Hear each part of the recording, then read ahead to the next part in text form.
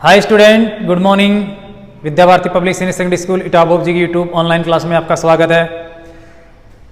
9th class 10th class के आपके सांख्यिकी के अंदर जो समांतर माध्य है उस समांतर माध्य के बारे में आपको बता रहे थे। वर्गीकृत बंटन सारणी का समांतर माध्य किस प्रकार से ज्ञात करते हैं, उसके लिए आपको एक सामान्य विधि और उसके साथ कल्पित विधि से माध्य ज्ञात करना आपको पिछले वीडियो में बताया था।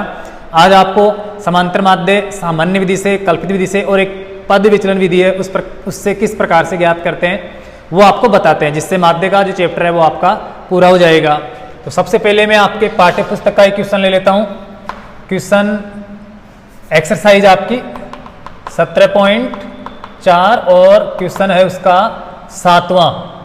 पेज नंबर आपके पाठ्य पुस्तक में मिल जाएगा, ये 290 पेज नंबर पे क्वेश्चन है। दिए गए बंटन का माध्य ज्ञात कीजिए। अब यहाँ पर माध्य आपसे कल्पित विधि से भी पूछा जा सकता है या पद विचलन विधि से या फिर सामान्य विधि से पूछा जा सकता है, लेकिन जब तक ये नहीं कहा जाए कि कौन सी विधि से ज्ञात करना है तब आप कोई सी भी विधि का प्रयोग करके आप ज्ञात कर सकते हो जो आपको अच्छी लगे, जिससे जल्दी से आपका आंसर मिले। तो बंटन का माध्य ज्ञात कीजिए। हम यहाँ पर बंटन सारणी ले लेते हैं।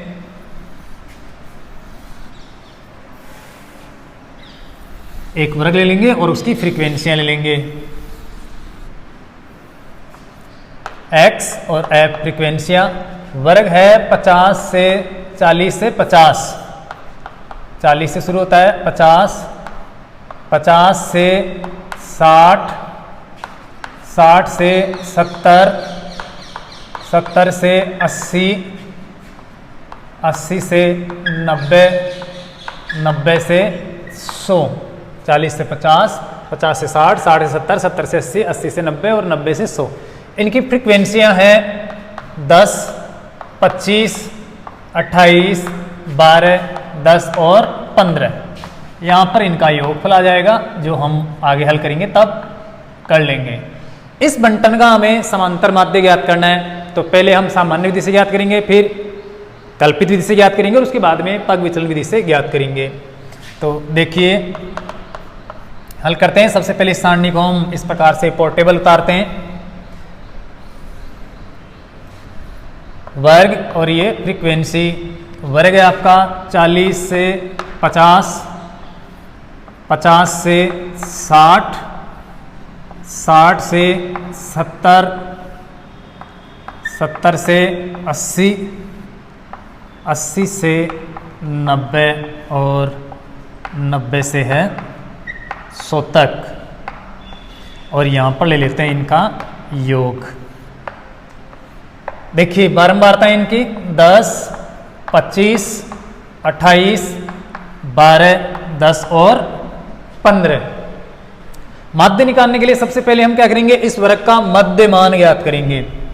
जो आपका वर्ग दिया हुआ है 40 से 50, 50 से 60, 60 से 70, तो इन सभी वर्गों का हम क्या करेंगे, मध्य मान ज्ञात करेंगे, अर्थात वर्ग चिन्ह ज्ञात करेंगे।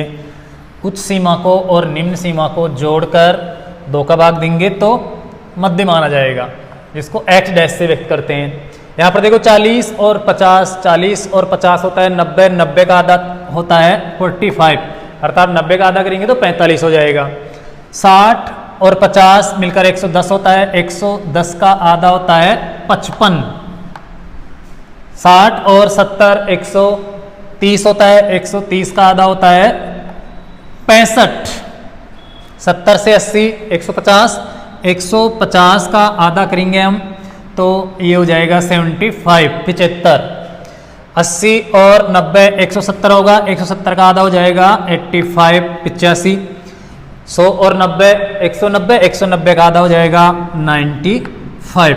तो इस प्रकार से हमें मध्य मान ज्ञात करना है। माध्य किसी भी प्रकार से ज्ञात करना हो, कोई सी विधि से आपको मध्य मान ज्ञात करना है। अगर ये वर्ग इस प्रकार से वर्गीकृत है तो मध्य मान ज्ञात करना है, और अगर इस वर्ग के अंदर सीधे ऐसे मान दिए हुए हों एक एक डिजिट तो फिर वो ही मध्य मान होगा। उसके लिए हम आगे की जो प्रक्रिया अपनाएंगे उस प्रकार से माध्य ज्ञात कर लेंगे। अब देखिए यहाँ पर हम सामान्य विधि से माध्य ज्ञात करेंगे, तो सिर्फ इन मध्य मानों को आपको बारंबारताओं से गुणा करके जोड़ लेना है और कुछ नहीं करना है। अर्थात फ्रीक्वेंसियों को आपस में गुणा करके मध्यमान से यहाँ पर लिख लेंगे। तो यहाँ पर हम गुणनफल करते हैं। गुणनफल आपको ध्यान से करना है, मिस्टेक होने के चांसेस बन जाते हैं जब ये गुणा बड़ा होता है। तो ये f1 x1 हम गुणा करते हैं। 45 को 10 से गुणा करेंगे तो ये 450 हो जाएगा, अर्थात 450 हो जाएगा। 55 को 25 से गुणा करेंगे तो 25 को पहले 5 से फिर 5 से गुणा करेंगे तो 25 पंजे 125 का 5 हो जाएगा। 25 पंजे 125 और 12 हासिल की 137 हो जाएगा, अर्थात ये 1375 हो जाएगा। ये सही ढंग से आपको गुणा करना है। 25 पंजे 125, 5 और हासिल की 12, 25 पंजे 125 और 12 137 होता है। 28 को 65 से गुणा करना है, तो आपको ऐसे अगर सीधे गुणा करना नहीं आता है तो आप लिखकर गुणा कर सकते हो। जैसे 28 इंटू 65 करेंगे तो 8 पंजे 40 का 0, 8 6 के 48 और 5 दूनी 10, 48 और 10 58, 58 और 4 हासिल की 62, हासिल की 6, 6 दूनी 12 और 6 18, तो ये 1860 हो जाएगा। इस प्रकार से 1860 ये गुणनफल आपको सही ढंग से करना है। एक बार फिर से बता रहे हैं, 8 पंजे 40, 0 हासिल की 4, 8 6 के 48, 48 और 10 58, 58 और 4 हासिल 62, 62 का 2 62 का आपको क्या लिखना है, 2 लिखना है और हासिल की 6, 6 दूनी 12 और 6 18, तो 1820 हो गया। इसलिए ध्यान से आपको गुणा करना है, इनमें मिस्टेक नहीं होनी चाहिए। एक बार और देख लो, 8 पंजे 40, 0 हासिल की 4, 8 6 के 48 और 5 दूनी 10 58, 58 और 4 62, 62 का 2 हासिल की 6 और 6 दूनी 12 और 6 18, तो ये 1820 हो जाएगा। गुणनफल में गलती नहीं होनी चाहिए। 12 को 75 से गुणा करते हैं तो हम 12 को 75 से सीधे गुणा कर सकते हैं बिना लिखे। 12 पंजे 60 का 0 हो गया और 12 स्थान 84, 84 और 6 होता है 90, तो ये हो जाएगा 900। 10 को 85 से गुणा करना बहुत ही आसान है, 0 लगा देंगे तो ये 850 हो जाएगा। और 15 को 95 से गुणा करेंगे, 15 5 75, 75 का हो जाएगा 5 हासिल की 7 और 15 90 135, 15 90 135 और 7 हासिल की थी तो 7 5 12 142 हो जाएगा। तो ये 142 अर्थात 1425, ध्यान से गुणा करना है। 15 5 75, 5 हासिल की 7 और 15 90 135, 135 और 7 142, 142 प्रकार से लिख देना है। और इनका हम टोटल कर लेंगे, ये सिग्मा f1 x1। गुणा में अगर कोई मिस्टेक हो तो आप एक बार और देख लेना, बाकी ऐसे आपको गुणा करना है और इसको जोड़ना है। अब मैं यहाँ पर टोटल कर रहा हूँ, 5 और 5 10 का ये 0 हो जाएगा, 0 हासिल की 1। दूसरे अंक को जोड़ेंगे, 5 और 1 6, 6 और 7 13, 13 और 2 15, 15 और 5 20, 20 और 2 22 का ये 2 हो जाएगा, हासिल की 2।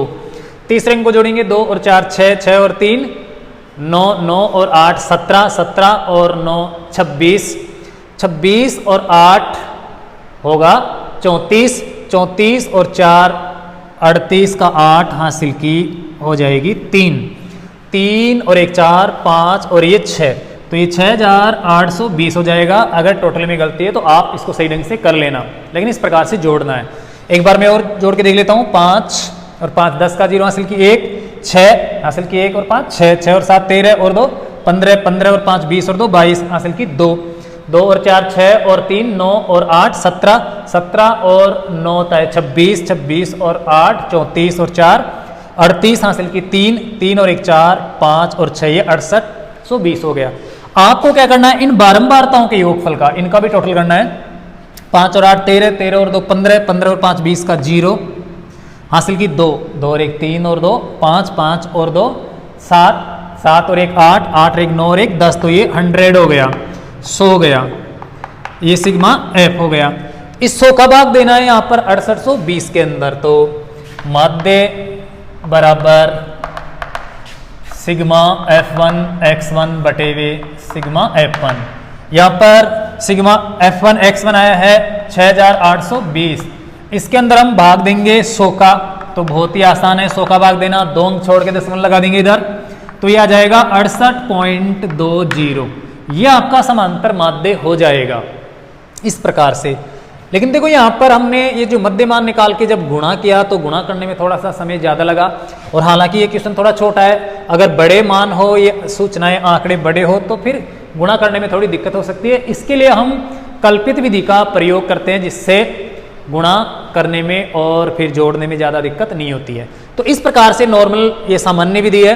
अगर यहाँ पर कहीं पर गुणा में मिस्टेक हो तो आप एक बार और देख लेना, जोड़ में कोई मिस्टेक हो तो एक बार और देख लेना। बाकी आपको क्या करना है, वर्ग का मध्यमान निकालना है, मध्यमान निकालने के बाद उनको बारंबारताओं से गुणा करना है, गुणा कर लिया उन गुणनफल को सभी को जोड़ लेना है और जोड़कर उसमें बारंबारताओं के योगफल का भाग देना है, जो भी मान आएगा वो समांतर माध्य होगा।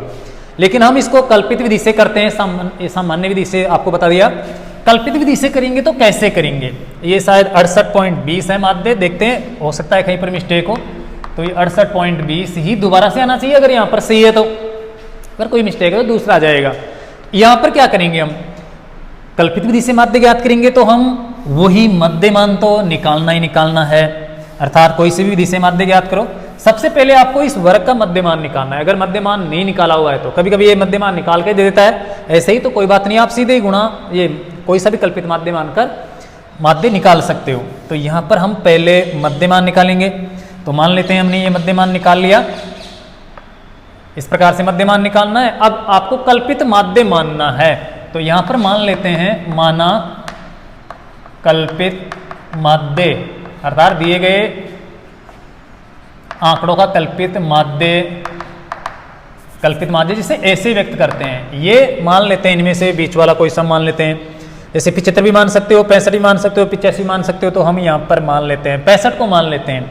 कल्पित माध्य 65 है। अब आपको क्या करना है, इस कल्पित माध्य को इन मध्यमानों में से आपको घटाना है, अर्थात मध्यमान माइनस कल्पित माध्य ए, या फिर आप लिख सकते हो 65 भी लिख सकते हो यहाँ पर, अर्थात आपको 65 को घटाना है। जो भी आपने कल्पित माध्य माना है उसको आप इन्हीं मध्यमानों में से क्या करोगे, घटा दोगे। तो यहाँ पर 45 में से हम 65 घटाएंगे तो सीधा सा बाकी है माइनस का 20 बच जाएगा। 55 में आप 65 घटाओगे तो माइनस का 10 बचेगा, 65 में 65 आप घटाओगे तो ये 0 बच जाएगा। फिर 76 में 65 घटाएंगे तो 10, इसी प्रकार से ये 20 और ये 30 बच जाएगा। इस प्रकार से आपको ढंग से घटा लेना है। यहाँ पर एक क्रम बिल्कुल 10-10 का अंतर है, इसलिए ये भी 10-10 के अंतर से आ रहा है। ये कोई जरूरी है कि इनमें 10-10 का अंतर हो, माध्य के लिए कैसा भी वर्ग हो सकता है, तो ज्यादा कम भी आ सकता है, लेकिन यहाँ पर बिल्कुल सीधा सा है। अब आपको क्या करना है, कल्पित माध्य को मध्यमानों में से घटाने के बाद आपस में बारंबारताओं को इनसे गुणा कर लेना है, फ्रीक्वेंसियों को इनसे गुणा कर देना है। इसको हम डी से व्यक्त करते हैं कि ये डिफरेंस आया है। तो आप यहाँ पर चाहो तो एफ गुणा डी भी लिख सकते हो, या फिर आप जो ये दिखा रखे हो वो लिख सकते हो। तो यहाँ पर अब हम बारंबारताओं से फ्रीक्वेंसी से इनको गुणा कर लेते हैं और फिर जोड़ के भाग देंगे। तो यहाँ पर देखो 20 को 10 से गुणा किया तो ये माइनस का 200 हो जाएगा। 25 को माइनस के 10 से गुणा किया तो ये माइनस का 250 हो जाएगा। बाकी 28 को 0 से गुणा किया तो 0 हो गया। 12 को 10 से गुणा करेंगे तो ये 120 आ जाएगा, और 20 को 10 से गुणा करेंगे तो ये हो जाएगा 200, और 30 को 15 से गुणा करेंगे तो 15 × 45, और 0 लगा देंगे तो ये 450 हो जाएगा। इनका हम टोटल करेंगे, माइनस का तो यहाँ पर 250 और 200 450, माइनस का तो हो गया 450, और प्लस का टोटल करेंगे तो ये आएगा, जोड़ लेते हैं 450 और 200 650, और 120 770 हो जाएगा। आप आराम से जोड़ सकते हो। 5 और 2 7, 4 और 2 6 और 1 7, तो ये 770 हो जाएगा। इन दोनों का कैलकुलेशन देखते हैं तो 770 प्लस का है, 450 माइनस का है, तो 770 में 450 हम क्या करेंगे, घटा देंगे, तो जो बचता है वो मान आ जाएगा। 0 में 0 गया तो ये 0 बच गया, 7 में 5 गया तो ये 2 बच गया, 7 में 4 गया तो ये 3 बच गया, और ये प्लस का है तो ये सिग्मा F1 D1 आ गया 320, और सिग्मा F बारंबारताओं के योगफल का मान 100 है ही। अब हम क्या करेंगे, इसमें भाग देंगे और कल्पित माध्य जोड़ देंगे। तो माध्य बराबर हो जाएगा A plus sigma F1 D1 बटे वे सिग्मा F1। यहाँ पर देखिए कल्पित माध्य हमने माना था 65, तो ये 65 हो जाएगा, प्लस सिग्मा F1 D1 आया है 320, तो ये 320 बटे बारंबारताओं का योगफल है 100 का भाग दे देंगे। यहाँ पर देखिए 65 प्लस 100 का भाग देना बहुत ही आसान है। 2 अंक छोड़ के हम दशमलव लगा देंगे तो ये 3.20 हो जाएगा। और 65 के अंदर 3.2 हम जोड़ेंगे तो 65 और 3 68.20 हो जाएगा, जो आपका ये माध्य है। तो वही माध्य आपका आ जाएगा। इसका मतलब पहले वाले में कोई मिस्टेक नहीं थी। तो ये थी कल्पित विधि, जो आपको पिछले वीडियो के अंदर भी मैंने बताई थी। बहुत ही इजी है, आप आराम से समझ गए होंगे पिछले वीडियो में भी। और अगर पिछला वीडियो आपने नहीं देखा है तो आप यहाँ पर इससे भी समझ सकते हो। तो ये है कल्पित विधि। लेकिन अब इसके बाद एक पद विचलन विधि और है। राजस्थान माध्यमिक शिक्षा बोर्ड में नाम दे रखा है पद विचलन, पद विचलन विधि। और एनसीईआरटी के अंदर उसको पग विचलन विधि बोलते हैं, ऐसे पग विचलन। तो एक ही बात है, इससे कोई फर्क नहीं पड़ता। हम क्या करेंगे, पद विचलन विधि से इसका समांतर माध्य ज्ञात करेंगे, वही 68.5। ये कल्पित विधि थी जो आपकी समझ में आ जानी चाहिए। देखो, पद विचलन विधि से माध्य ज्ञात करने के लिए हम क्या करते हैं, आपको क्या करना है, ये जो कल्पित माध्य मान है यहां तक का काम तो बिल्कुल सेम है, समान है। अर्थात मध्यमान निकाल लेंगे, मध्यमान निकालने के बाद में से इसमें से किसी को हम कल्पित माध्य मान लेंगे। जैसे यहाँ पर कल्पित माध्य भी माना था मैंने 65 मान लो या कोई सा भी मान लो, इससे कोई फर्क नहीं पड़ेगा। जैसे मैं यहाँ पर 55 मान लेता हूँ या 75 मान लेता हूँ, 75 मान लेता हूँ, माना कल्पित माध्य ए बराबर 75 है, इससे कोई फर्क नहीं पड़ेगा, कुछ भी मान लो। मध्य मान में से किसी एक को आप कल्पित माध्य मानोगे तो उस कल्पित माध्य को वही काम इन मध्य मानों में से आपको घटाना भी है। इस प्रकार से आपने ये घटा दिया। घटाने के बाद हम क्या करेंगे, ये जो घटाया है, कहने का मतलब यहां पर मध्य मान में से आप जो कल्पित माध्य घटा रहे हो उसमें जो मान आता है घटाने पर, उसमें आप किसी भी संख्या का भाग दे सकते हो। क्या बताया मैंने, जो भी संख्या का पूरा पूरा भाग जाता हो वो भाग आप दे सकते हो, लेकिन सभी के अंदर देना है। जैसे मैंने यहाँ पर मध्य मान में से कल्पित माध्य घटाया और एक निश्चित संख्या का मैं भाग देता हूं, h भी कर देता हूं साथ में। जैसे ये मध्यमान 10, 20, 10, 10, 20, 30 ऐसे आ रहे हैं, तो इनको अगर हम देखते हैं तो ये 10 से डिवाइडेशन होते हैं पूरे पूरे, अर्थात इनमें 5 का पूरा पूरा भाग जाता है या 10 का पूरा पूरा भाग जाता है। या आप किसी का भी इनमें भाग दे सकते हो और भाग देके और छोटा कर सकते हो। भाग किसका देना है ये अपनी इच्छा से आप दे सकते हो, लेकिन देना है सभी में समान संख्या का भाग, जो भी आपको अच्छा लगे या जिससे भाग देने पर आसानी हो, ये सरल से मान आए। वैसे यहाँ पर हम भाग 5 का, 7 का, 10 का, 20 का कितना भी दे सकते हैं, लेकिन आप ऐसी संख्या का यहाँ पर भाग दो जिससे पूरा पूरा जाता हो। तो यहाँ पर अगर हम देखें तो ये सब संख्याएं, ये सभी मध्यमान 10 से विभाजित होते हैं, अर्थात इनमें सब में 10 का भाग जाता है। तो ये बहुत ही आसान है, आप 10-10 का भाग देके इनको और सरल कर लो, अर्थात ये 2 हो जाएगा, ये 1 हो जाएगा, ये 1, 2 और ये 3 हो जाएगा, जिससे गुणा करने में कोई भी दिक्कत नहीं होगी, बिल्कुल आसान हो जाएगा। तो इस h का मान ये इंपॉर्टेंट है कि यहाँ पर हम भाग किसका दें, ये h कितना लें। यहाँ पर आप कितने का भी भाग दे सकते हो। कुछ छात्र ये मानते हैं कि h का मतलब इनका जो अंतर है उतने का ही भाग दें, जैसे इनमें अंतर 10-10 का है तो 10 का ही भाग दे।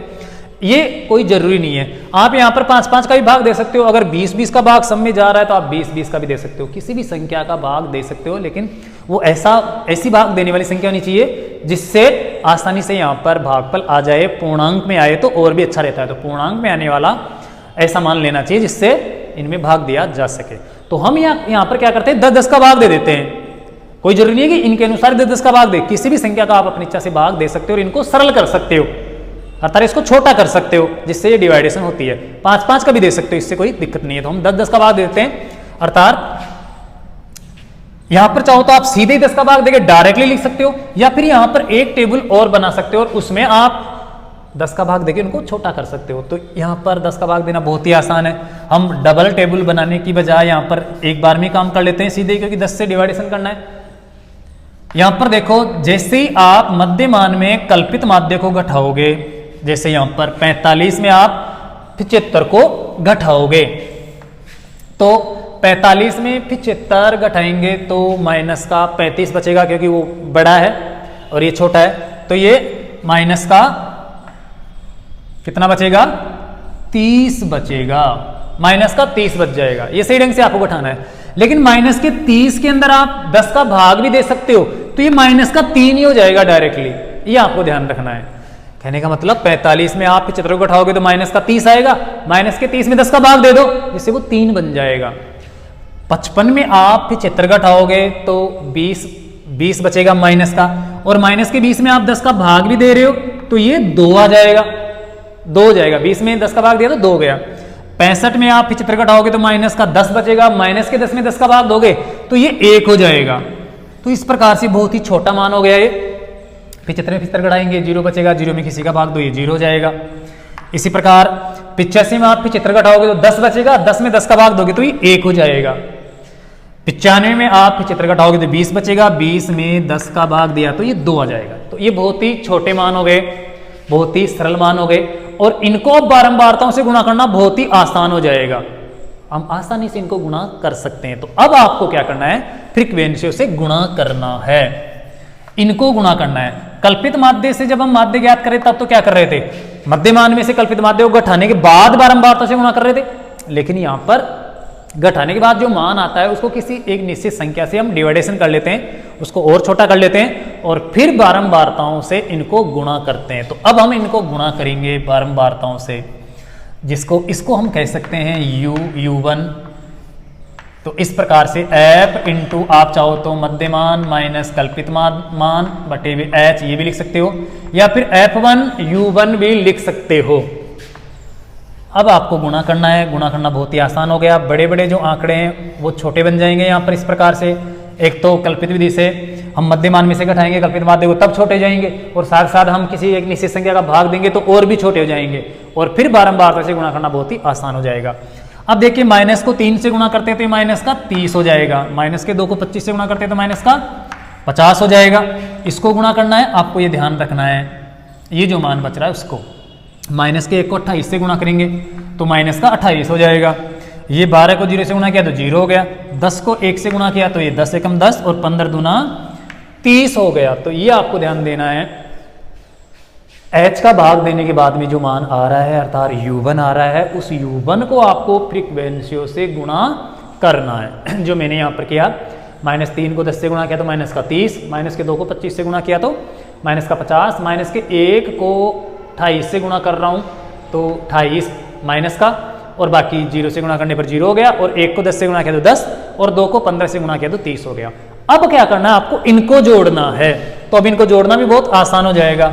माइनस का तो यहां पर हो जाएगा 8, 3 और 5 8 और 2 10, 108 हो जाएगा। माइनस का तो हो गया 108, और प्लस का देखें तो 30 और 10 हो गया 40। इन दोनों का हम कैलकुलेशन करते हैं तो ये आएगा 68 आ जाएगा माइनस का। तो ये हो गया सिग्मा f1 u1 बराबर माइनस का 68। अगर हम ये कल्पित माध्य 75 न लेते, ये 75 न लेते, अगर 65 लेते या 55 लेते तो इधर माइनस का कम हो जाता, प्लस का बढ़ जाता, लेकिन मैंने थोड़ा नीचे ले लिया तो माइनस वाला बढ़ गया, लेकिन आंसर वही आएगा। अगर आप माइनस से अगर आपको कोई दिक्कत हो तो 75 की बजाय आप 65 मान लेना, फिर प्लस में आ जाएगा, या 55 मान लेना, प्लस में ज्यादा मान बच जाएगा। तो ये नहीं है कि आप माइनस से ये आता है तो आपको कोई दिक्कत हो हल करने में। अगर माइनस से कोई परेशानी होती है तो आप ऊपर ज्यादा मान, ऊपर वाले को किसी को मध्यमान मान लिया करो, जिससे प्लस का मान बढ़ जाएगा और दिक्कत नहीं होगी। तो ये आप अपने घर पे करके देख लेना।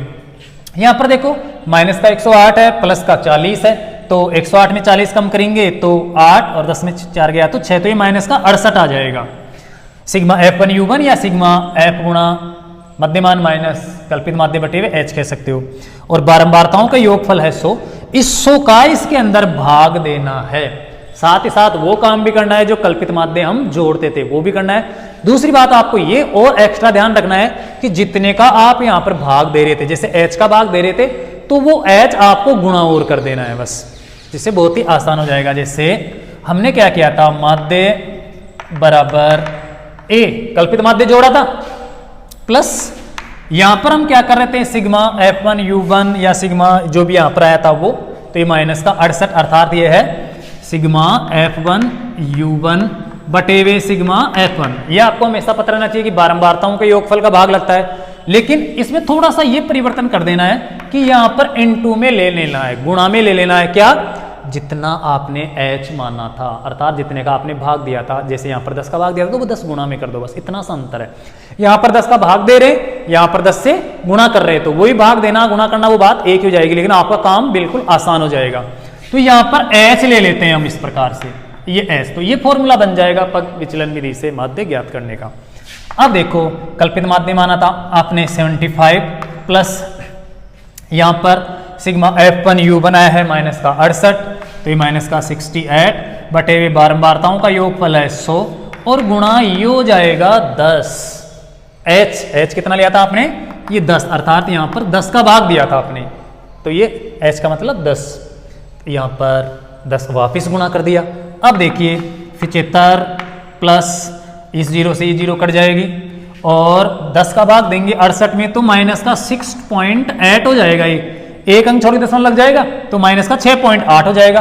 बाहर प्लस है अंदर माइनस है, क्योंकि माइनस वाली संख्या है तो माइनस होगा, तो हम यहाँ पर घटा देंगे 75 माइनस प्लस माइनस माइनस 6.8, अर्थात 75 में आप 6.8 घटा दो, आपका माध्य आ जाएगा। तो ऐसे 75.0 में आप 6.8 घटाओगे तो 10 में से 8 गया तो 2, 4, 14 में 6 गया तो 8 और ये 6, तो ये 68.2 आ जाएगा, 68.2, यह आ गया आपका माध्य। तो इस प्रकार से वही माध्य आएगा जो पहले आया था। यहाँ पर ऐसे 0 लगा सकते हैं, इससे कोई फर्क नहीं पड़ता है। तो ये है पद विचलन विधि, तीसरी विधि जो बहुत ही सरल है, आसान है।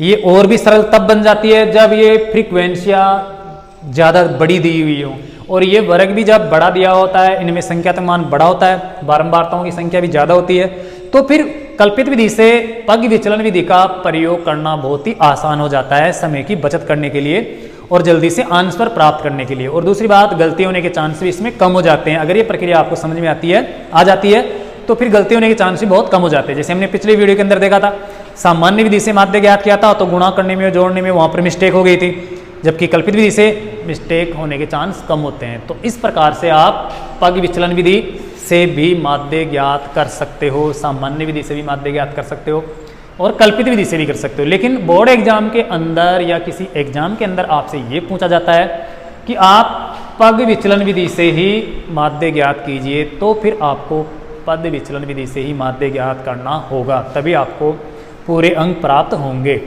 बाकी अगर आपको क्वेश्चन में ये दिया जाता है कि दिए गए बंटन का सिर्फ माध्य ज्ञात कीजिए, तो ऐसी स्थिति के अंदर आप कोई सी भी विधि का प्रयोग कर सकते हो, वो क्वेश्चन के ऊपर निर्भर करेगा। अगर क्वेश्चन के अंदर जो आंकड़े हैं वो बड़े दिए हुए हैं, मान बड़े दिए हुए हैं, बारंबारताओं की संख्या ज़्यादा है, तो फिर आप अपनी इच्छा से कल्पित विधि का प्रयोग कर सकते हो जल्दी से हल करने के लिए, समय बचाने के लिए, या फिर पद विचलन विधि का भी प्रयोग कर सकते हो। और अगर ये आंकड़े बहुत ही छोटे हैं, बारंबारताएं भी छोटी है, सामान्य नॉर्मल सा क्वेश्चन है, तो आप सामान्य विधि से भी ये माध्य ज्ञात कर सकते हो। लेकिन आपको तीनों विधियों से माध्य ज्ञात करना समझना जरूरी है, क्योंकि एग्जाम में किसी भी प्रकार का क्वेश्चन आ सकता है या फिर किसी भी विधि से माध्य ज्ञात करवाया जा सकता है, तो ये आपको ध्यान रखना है। तो मैं मानता हूं कि माध्य के लिए आप सामान्य विधि से माध्य ज्ञात करना, कल्पित विधि से माध्य ज्ञात करना और पद विचलन विधि से माध्य ज्ञात करना अच्छे से सीख गए होंगे। बाकी अगर कुछ कमी रही होगी तो आप अपने घर पे जो पाठ्य पुस्तक के बाकी जो बकाया क्वेश्चन है उन सबको कल्पित विधि से हल करके देखना, फिर आपको अच्छे से समझ में आ जाएगा। माध्य के लिए बोर्ड एग्जाम के अंदर एक क्वेश्चन और आया था, जिसके अंदर यहाँ पर फिर ऐसे ही वर्गीकृत बंटन सारणी थी और 2 फ्रीक्वेंसियों को अज्ञात कर दिया गया था और उनका मान पूछा गया था, साथ ही माध्य दिया हुआ था। तो ऐसा क्वेश्चन हम आपको कल लेकर आएंगे, कल बताएंगे, जो बोर्ड में आया हुआ है, और वो आपको जब समझ में आ जाएगा तो लगभग माध्य के सभी क्वेश्चन आपके तैयार हो जाएंगे, चैप्टर क्लियर हो जाएगा। उसके बाद आपको माध्यक अर्थात जिसे माध्यिका बोलते हैं और बहुलक, ये 2 जो टॉपिक है वो आपको क्लियर और करवाएंगे। उसके बाद आपका सांख्यिकी का चैप्टर है वो पूरा हो जाएगा। तो आज का ये वीडियो आपको कैसा लगा उसके लिए आप कमेंट्स ज़रूर करना, बताना, और अगर कोई कमी हो पढ़ाने में, किसी शैली के अंदर समझाने में, तो आप उसको भी कमेंट्स करके बता सकते हो। बाकी आपको अपनी पढ़ाई का ध्यान रखना है, नियमित घर पर जो अध्ययन है वो आपको करते रहना है, कुछ भी लापरवाही नहीं करनी है, सभी विषयों को आप देखते रहोगे। जब आपका विद्यालय खुलेगा तब जितना भी कोर्स गवर्नमेंट के द्वारा निर्धारित किया जाएगा वो आपको क्लियर करवाया जाएगा, उसके लिए आपको कोई भी टेंशन नहीं करनी है। तो आज के लिए बस इतना ही, बहुत बहुत धन्यवाद।